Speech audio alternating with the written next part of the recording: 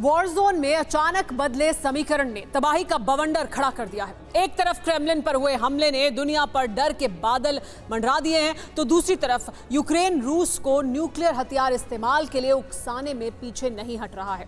अब यूक्रेन लगातार रूस को आर्थिक नुकसान पहुंचाने और रणभूमि में कमजोर बनाने के लिए ऑयल डिपो पर अटैक कर रहा है। पिछले 4 दिन के हमलों के दौरान यूक्रेन ने कैसे किया रणनीतिक बदलाव और क्या होगा इसका असर, इस रिपोर्ट में देखिए। जगह क्रास्नोदार, रूसी समय अनुसार रात करीब 2:30 बजे। फिर टारगेट बना रूस का एक और ऑयल डिपो। फिर तबाह हुआ रूस के नेचुरल रिसोर्स का वो भंडार जिसे जमीन से निकालकर एक्सपोर्ट के लिए स्टोर किया गया था। और ये पहली बार नहीं हुआ, बल्कि पिछले 4 दिन में 4 बार यूक्रेन के टारगेट पर ठीक ऐसे ही ऑयल डिपो आ चुके हैं।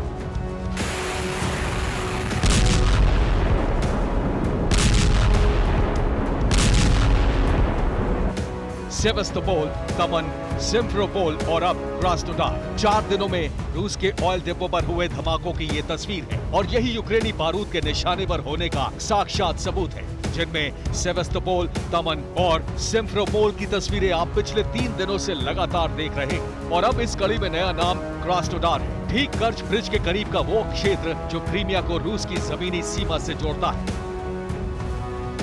यूक्रेन के लेटेस्ट बारूदी एक्शन के तहत यूक्रेन के कामिकाज़ी ड्रोन्स ने ऑयल डिपो और ऑयल फील्ड पर नजरें गड़ाए रखी थी, लेकिन रूस को इसकी भनक तक नहीं लगी। 3 अटैक होने तक यूक्रेन के हमले को गंभीरता से नहीं लिया गया, लेकिन जैसे ही क्रास्नोदार पर हमला हुआ, यूक्रेन की रणनीति का खुलासा हो गया। हालांकि गनीमत रही कि रूस को भारी जान माल का नुकसान नहीं हुआ और वक्त रहते रूस इस रणनीति को समझ गया।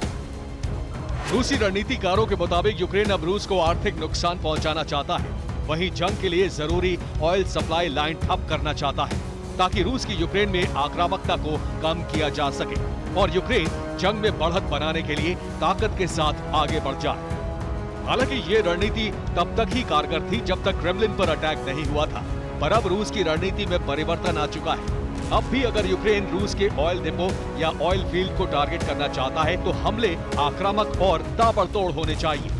यानी यूक्रेन ने रूस के खिलाफ ऑयल डिपो वाली साजिश रची थी, लेकिन कामयाबी पर अब संशय है। यही वजह है कि यूक्रेन अब बिना किसी ठोस रणनीति के भी रूस को नुकसान पहुंचा रहा है, जिसका प्रमाण ब्रियांस्क पर हुआ हमला है।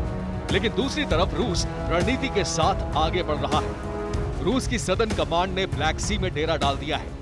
ब्लैक सी में लगातार रूस की ताकत बढ़ती जा रही है। हालांकि ब्लैक सी से विध्वंसक हमला यूक्रेन पर नहीं हुआ है, लेकिन तय है कि ब्लैक सी में बढ़ी हलचल न्यूक्लियर तैयारी से जुड़ी, यानी यूक्रेन रूस के ऑयल डिपो को निशाना बना रहा है और क्रीमिया के दूसरी तरफ समंदर में रूस का बेड़ा न्यूक्लियर हथियार के साथ तैनात है। अब अगर यूक्रेन क्रीमिया को लेकर ऑयल डिपो तबाह करने की रणनीति में कामयाब होता है या फिर आगे बढ़ता है, तो फिर जो डर है उससे सच होने में वक्त नहीं लगेगा।